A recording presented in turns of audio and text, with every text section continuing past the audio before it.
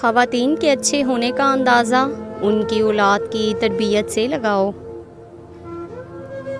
ज़ख्मों को छुपाना भी एक हुनर है, वरना यहाँ तो हर एक के हाथ में नमक है।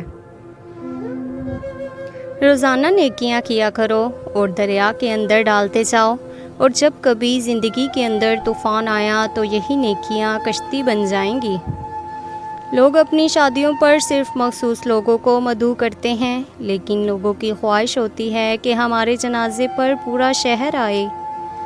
जिसने परेशानी के अंदर अपनी परेशानी को सजदे में रख दिया, वो फ़कीर भी बहुत दूर निकल गया।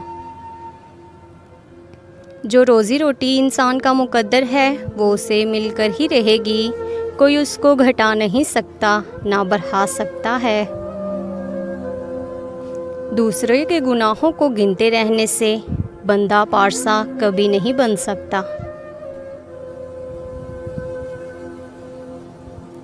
एक बहुत बड़ी तादाद ऐसे लोगों की भी मौजूद है जिनको सब कुछ समझ आता है, बस किसी के एहसास की समझ नहीं आती। अपने बड़ों को बोझ मत समझो, उन्हें कभी अकेला मत छोड़ो। याद रखो, ये वक्त तुम्हारे ऊपर भी आना है।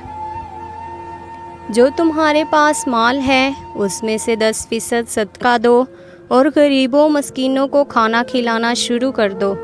दौलत बारिश की तरह बरसेगी। तुम्हारा अल्लाह पाक की रज़ा में राज़ी रहना रब करीम का तुम पर राज़ी होने का इशारा है।